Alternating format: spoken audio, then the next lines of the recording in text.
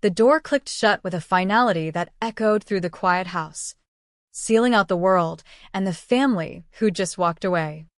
I stood there in the entryway of our modest ranch-style home in Aurora, Colorado, my hands still trembling from the confrontation. My in-laws, brother-in-law Tom, sister-in-law Lisa, and their mother Grace had just finished their intervention, their voices dripping with false concern as they accused me of mishandling funds, of over-medicating their father, Harold. "It's for the best," Tom had said, his eyes cold as steel, avoiding mine. "We'll handle the finances from here. You just keep him comfortable." Lisa nodded, her lips pursed in that judgmental way she had, while Grace clutched her pearls like I was some thief in their midst. They'd left me with Harold, their bedridden father, the man I'd been caring for since my husband David's sudden heart attack 2 years ago. The weight of it all pressed down on me. Emily Carter, 35-year-old graphic designer turned full-time caregiver. But as their car's engine faded down the street, something shifted in the air. A creak from the living room floorboards. I turned slowly, my heart skipping. There he was, Harold, pushing himself up from his wheelchair, his legs steady, his back straight for the first time in months. His eyes met mine, sharp and alive, not the foggy gaze I'd grown used to. "Emily," he whispered, his voice clear and strong. "It's time we turn the tables." I froze, my mind reeling. Harold had been diagnosed with severe neuropathy after a bad fall, compounded by what doctors called early-onset Alzheimer's. He'd barely spoken in weeks, his hands shaking uncontrollably whenever I helped him eat or bathe. But now, he stood there in the dim afternoon light filtering through the curtains, looking every bit the retired engineer he'd once been, tall, with a salt and pepper beard and a gaze that pierced right through me. "What? How?" I stammered, backing against the wall, my pulse thundering in my ears. He held up a hand, steady as a rock. "I've been playing possum, Emily, for longer than you know. Sit down. We don't have much time before they start checking in." I sank into the armchair across from him, the one where I'd spent countless nights watching over him while working on freelance designs on my laptop. The house felt smaller suddenly, the walls closing in with secrets. Harold eased himself into his recliner, not with the frailty I'd seen, but with deliberate care. "It started after David's funeral," he began, his tone low, like he was confiding in an old friend. "Tom and Lisa, they've been dipping into my accounts. Small amounts at first, then more. They thought I didn't notice, but I did. When I confronted them quietly, they gaslighted me, said it was for family investments. Grace enabled it all. Always has." The words hit like a slow-building storm. David and I had met in college, built a life here in Aurora with dreams of kids someday. His death at 38 from an undiagnosed heart condition shattered everything. I'd thrown myself into caring for Harold, honoring David's memory by keeping his dad in the home they'd grown up in. The family had promised support, financial, emotional, but it dried up fast. Tom, a real estate agent in downtown Denver, cited market slumps. Lisa, a school administrator, blamed her kids' college tuition. Grace, living with Tom now, complained of her own health woes. I'd used my savings for Harold's meds, his physical therapy sessions, even hiring a part-time aide twice a week. And now this? "But the accusations," I whispered, my voice cracking. "They just said I'm the one stealing, that I'm keeping you sedated to control the money." Harold nodded grimly. "That's their play. Misdirect. Make you the villain so they can swoop in, declare me incompetent, and take everything. I've seen the forged signatures on withdrawals, Tom's handiwork, impersonating me at the bank. I've got proof, hidden away." He reached under his recliner cushion, pulling out a small notebook, its pages filled with neat handwriting, dates, amounts, overheard conversations. My head spun.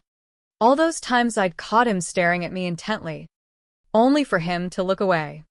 The moments when his tremors seemed inconsistent. "Why didn't you tell me sooner?" I asked, a mix of hurt and anger bubbling up. "I've been breaking my back for you." His eyes softened, a rare vulnerability cracking through. "I wasn't sure I could trust anyone after what they did. But you've been kind, Emily. More than they ever were. You remind me of David, honest, fierce." I needed time to build my case without them suspecting. The silence stretched, heavy with unspoken grief. Outside, a neighbor's dog barked, pulling me back. "What now?" I said, leaning forward. Harold's jaw set. "We gather more evidence. Quietly. Then we expose them. But we have to be smart. They're ruthless." That night, as the Colorado stars blanketed the sky, I lay awake in the guest room, David's old childhood space, replaying it all. The family dinners at Tom's upscale condo in Lodo, where they'd toast to unity while sidelining me. Grace's subtle digs about my artsy job not being stable enough. Lisa's texts checking on Harold, always laced with suspicion. I'd chalked it up to grief, but now it felt like a web closing in. By morning, Harold and I had a plan. I'd keep up the routine: meals, meds, baths, while he performed his frailty. In stolen moments, we'd document everything. I installed a discreet camera in the living room, disguised as a clock, and started logging bank alerts on my phone. Harold shared access to his hidden email, where he'd been screenshotting suspicious transfers. It was tense, like living in a thriller movie, but there was a spark in it, a purpose I'd lost since David died. Weeks blurred into a rhythm of deception. Tom dropped by unannounced one Tuesday, his SUV gleaming in the driveway. "Just checking on Dad," he said, flashing that salesman smile. Harold slumped in his chair, eyes distant, hands quivering as I fed him oatmeal. Tom grilled me about expenses, his eyes scanning the room like he expected to find stacks of cash hidden away. "You know, Emily, if it's too much, we can look into facilities. Willow Grove has openings." I forced a tired smile. "He's fine here, Tom." Familiar surroundings helped. He left with a pat on Harold's shoulder, but not before slipping a new prescription bottle into the cabinet. "Stronger sedatives," he claimed, "from a specialist." Harold whispered later. "That's their next move. Drug me for real. Make me incoherent." We flushed them, replacing with placebos I'd ordered online. The damning evidence piled up, a recorded call where Lisa admitted to Grace over speakerphone. "Once Emily's out, we can sell the house. Dad won't know the difference." The pressure built slowly, a storm gathering on the horizon. I confided in no one, not even my sister back in Chicago, fearing leaks. My work suffered. Clients complained about delayed designs. But I pushed through, sketching logos by Harold's bedside while he murmured strategies. "We need irrefutable proof," he'd say. "Bank footage. Witnesses." I started tailing Tom discreetly, using my old Honda to follow him to First Colorado Bank. From the parking lot, I snapped photos of him entering, dressed in a hat and coat that mimicked Harold's style. It was risky, my heart pounding, but the thrill of fighting back ignited something in me. Harold, in turn, opened up about the past, the family's hidden resentments, how Tom and Lisa had always felt entitled to his savings from years engineering for oil firms. "David was different," he said one evening, voice thick with emotion. "He saw people, not dollars." Tears stung my eyes. "He did. And he loved you." But the net tightened. Grace called a family meeting at her assisted living spot in Englewood. "We need to discuss Harold's future," she announced over tea. Her frail act Oscar-worthy. Tom presented evidence, bank statements with my name forged on withdrawals. "Emily, we're worried," Lisa cooed. "This looks bad." I played innocent, heart racing. "I don't understand. I've never touched those accounts." They suggested a neutral evaluator. But Harold and I knew it was rigged. That night, back home, he stood again, pacing. "They're accelerating. We strike soon."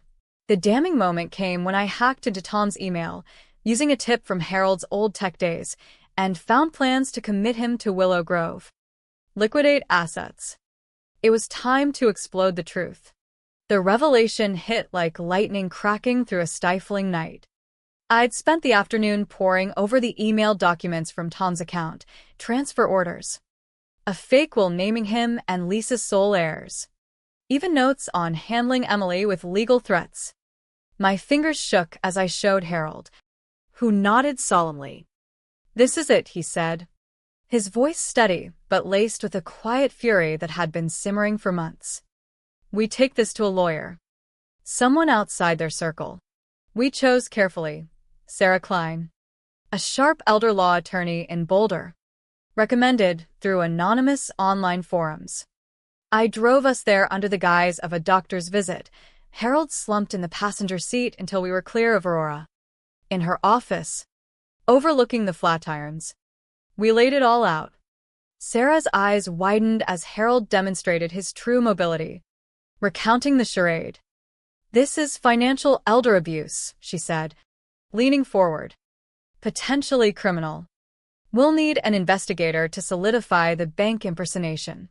Enter Mike Dawson, a grizzled PI with a no-nonsense vibe, former Denver PD. He dove in, pulling strings for bank security footage. Days dragged, tension coiling tighter. At home, I jumped at every car door slam, every text from Tom. "How's Dad?" he'd message. Innocuous but probing. Harold and I whispered plans in the kitchen after dark, the hum of the fridge masking our voices. "If they come for me," he said one night, "fight like hell." His trust in me deepened the ache. David would have wanted this, protecting his dad. But doubt crept in. Was I in over my head? A widow playing detective against a family with deep pockets? The answer came via email from Mike. "Got the footage. Tom's your man. Makeup and all." The video showed him at the teller window, ID in hand, signing Harold's name with practiced ease. My stomach churned, betrayal in high definition. We built the case methodically, Sarah filing for a protective order while Mike tailed Lisa, catching her depositing cash into offshore accounts. The family sensed something. Visits ramped up. Grace arrived one evening, her walker clicking dramatically. "Emily, dear, you're looking stressed," she said, eyes scanning for clues. Harold played his part masterfully, mumbling incoherently as I served tea. But when she left, he exploded in a whisper. "She's the architect. Always pitting the kids against each other for control." The emotional toll mounted. I dreamed of David, his warm laugh echoing accusations. Waking in sweats, I'd check on Harold, finding him awake too, staring at the ceiling. "I miss him," he'd admit. "But we're honoring him by stopping this." Our bond grew, a quiet alliance amid the chaos. The breaking point came on a crisp fall Friday. Tom and Lisa showed up with a court order, emergency guardianship, claiming Harold's deterioration and my negligence. "Pack his things," Tom barked, a smug lawyer in tow. "He's going to Willow Grove tonight." Panic surged, but Harold's eyes met mine, a signal. "No," I said firmly, blocking the door. "He's staying." Lisa sneered. "You have no say. You're not blood." The words stung, but I held ground as Mike's been pulled up outside, Sarah emerging with papers. Actually, she announced, we have evidence of fraud. The police are en route. Tom's face paled. Lisa bolted for the car. But squad cars blocked her. Chaos erupted, shouts. Handcuffs clicking as officers read rights. Grace, summoned by phone, arrived to hysterics. How could you? Harold stood then, in full view, his voice booming. How could I? You've been robbing me blind. The room fell silent, shock rippling like aftershocks. Arrests followed. Tom for identity theft, Lisa for conspiracy, Grace as accessory. The house, once a prison of pretense, breathed relief. But the victory was bittersweet. Harold collapsed into his chair, tears streaming. My own flesh, he murmured. I knelt beside him, hand on his. We're free now. The media frenzy hit, local news dubbing it the Aurora family fraud. Reporters camped outside. But we hold up. Sarah shielding us. In quiet moments, Harold shared stories of his youth, engineering feats in the Rockies, wooing his late wife. David got his heart from her, he'd say. I opened up too, my grief, the loneliness of caregiving. It was healing, this unexpected kinship. Yet questions lingered. How does a family rot from within? Greed's slow poison. Perhaps. As charges mounted, plea deals loomed. Tom cracked first, implicating Lisa for the forgeries. Grace feigned ignorance, but emails doomed her. The trial loomed, but Sarah pushed for restitution. Frozen assets returned to Harold. We used some for advocacy, starting a local group against elder exploitation. I spoke at meetings, my voice gaining strength. It starts with trust, I'd say, glancing at Harold. But doubts gnawed. Had I enabled it by staying silent early? No. I decided. Survival demanded patience. One evening, as snow dusted the yard, Harold handed me a folder. New will, he said. You're in it. As executor. Beneficiary. I protested. But he insisted. You've earned it. More than they ever did. Emotion choked me, gratitude. Love for this man, who'd become like a father. The storm had passed, but scars remained. Family isn't blood, it's choice. And in choosing to fight, we'd rebuilt what was broken. With the arrests behind us, the real unraveling began, not in courtrooms, but in the quiet spaces of regret and revelation. Harold and I settled into a new normal in the Aurora house. The air lighter, without the weight of deception. Mornings brought coffee on the porch, watching the neighborhood stir, mountains hazy in the distance. Never thought I'd see this view without pretending, Harold chuckled one day. His laugh rusty but genuine. Yet shadows lingered. The DA's office built their case, subpoenaing records that painted a damning portrait. Years of siphoned funds funneled into Tom's failing real estate flips, Lisa's gambling debts, Grace's lavish charity galas. Emails revealed their plot's depth, discussions of phasing out Harold with overmedication, framing me as the abuser. Reading them, bile rose in my throat.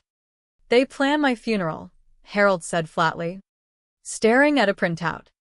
I squeezed his hand. But we're here. Alive. Sarah prepped us for depositions.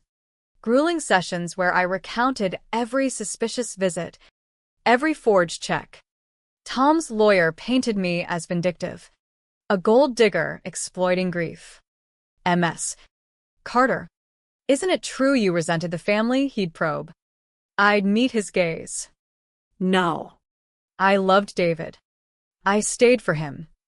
Harold's testimony shone clear, unflinching.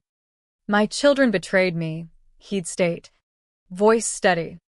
The emotional undercurrent built slowly, nights when Harold wept for lost bonds. Mornings I stared at David's photo, wondering if he'd foreseen this. Support came unexpectedly, a neighbor, Mrs. Ruiz. who'd noticed the odd visits, offered witness statements. Mike uncovered more, a storage unit in my name, stocked with stolen items planted by Lisa. Classic frame job, he grunted. The pretrial hearing loomed, tension damming like a river ready to burst. We arrived at the Denver courthouse, a monolithic structure echoing with footsteps. Inside. Tom sat stone-faced, Lisa tearful, Grace frail in a wheelchair, ironic. Given Harold's past act. The judge, a stern woman with wire-rimmed glasses, reviewed evidence. Sarah presented the bank videos, emails, financial trails.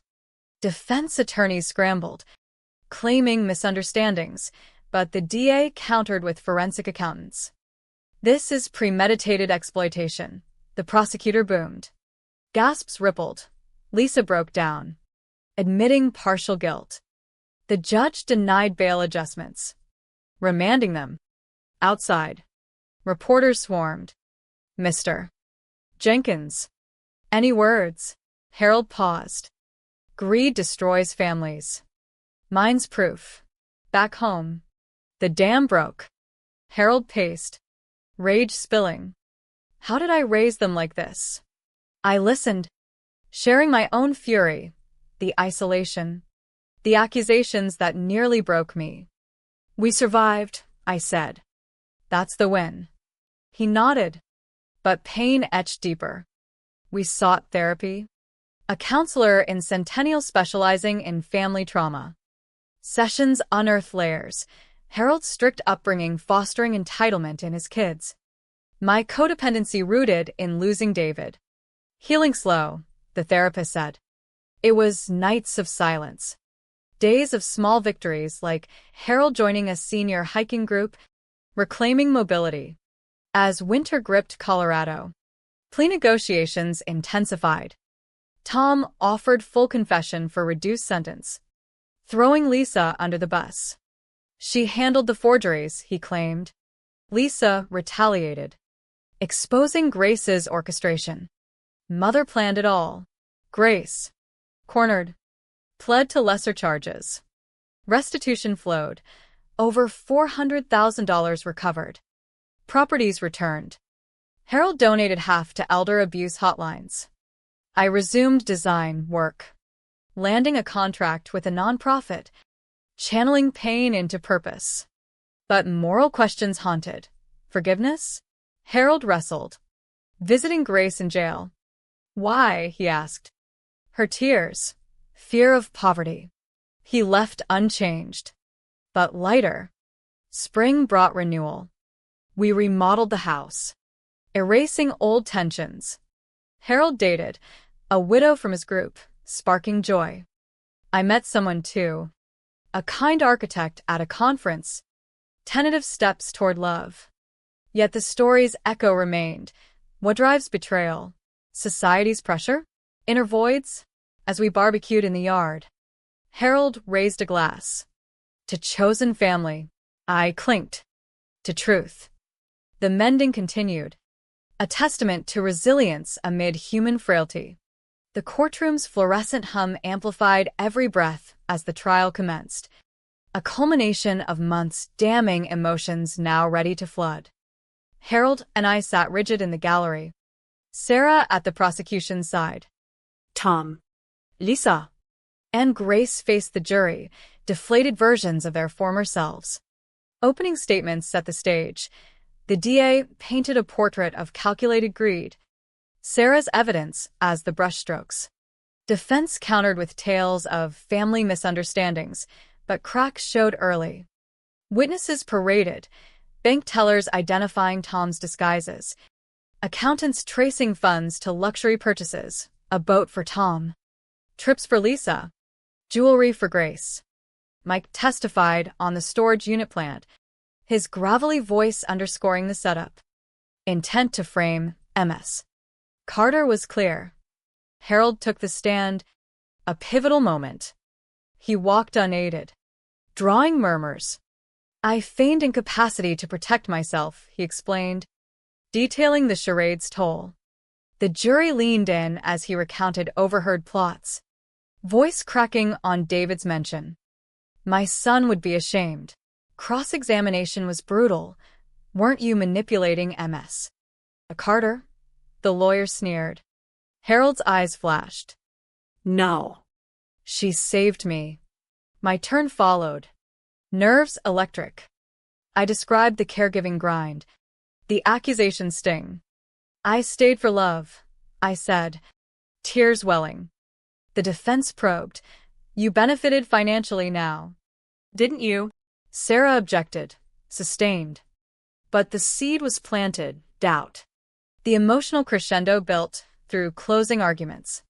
The DA thundered. This isn't family, it's felony. Defense pleaded mitigation. Grief twisted them. Jury deliberation dragged. 2 days of agony. Harold and I wandered Denver streets, reflecting. Whatever happens. We exposed it, he said. The verdict exploded. Guilty on all major counts: fraud, theft, abuse. Sentencing loomed. Tears flowed from the defendants. Tom mouthed sorry to Harold, who looked away. Outside, relief washed over us. But hollow. Justice, Harold murmured. But at what cost? Post-trial. Sentences handed down. Tom 8 years. Lisa 6. Grace 4 with probation due to age. Appeals filed. But weak. Restitution continued. Harold's foundation thriving. We spoke at events. Our story a cautionary tale. I published a blog series on elder care pitfalls, gaining followers. Personally, Harold's new romance blossomed. Mine with the architect deepened. Cautious but hopeful. Yet nights brought hauntings. What if I'd walked away? Harold pondered redemption, letters from prison, pleas for visits. He went once to Tom. I forgive, but won't forget. Tom wept, a fragile bridge. Summer hikes in the Rockies became ritual. Harold's stride strong. Life's second act, he'd quip. I agreed. But questions persisted. Is blood thicker than betrayal? Society's role in fostering greed? As we summit to peak, overlooking valleys, Harold said, we choose our path. The view symbolized it, climb through storms to clarity. Our bond, forged in fire, endured. In the aftermath's quiet, as Colorado's leaves turned gold, Harold and I confronted the deepest scars, not legal, but human. The foundation grew, partnering with AARP for workshops. I led sessions on spotting abuse, drawing from our ordeal. Listen to instincts, I'd urge. Harold shared survivor stories, his presence inspiring. Media faded, but impact lingered, calls from strangers in similar binds. One woman, echoing my role, thanked us. You gave me courage. Purpose filled voids. Family fragments mended unevenly. Grace, out on probation, reached out. Harold met her in a park. Neutral ground. I was scared, she admitted, of being alone. He nodded. We all were. No full reconciliation, but understanding dawned. Tom and Lisa's letters evolved from blame to remorse. Harold visited prison. Conversations raw. David deserved better, Tom said. Harold, we all did. Forgiveness crept in. Not erasure, but release. My life bloomed. Promotion at work. Relationship steady. Weddings? Maybe. Harold walked a friend down the aisle, beaming. Yet ethical echoes. When does protection become deception? Harold's charade saved him, but at emotional cost. I pondered in therapy. Was it right? The answer, necessary. Society's blind spots, elder isolation, financial predation, demand vigilance. One anniversary of the door slam moment, we dined overlooking Aurora lights. From pawns to victors, Harold toasted. I smiled. to unbreakable bonds. The story closed not in triumph, but reflection. What makes a family? Blood or battle-tested loyalty? In our unexpected alliance, we found the answer: resilient, flawed, profoundly human. The question lingers. Could it happen to you?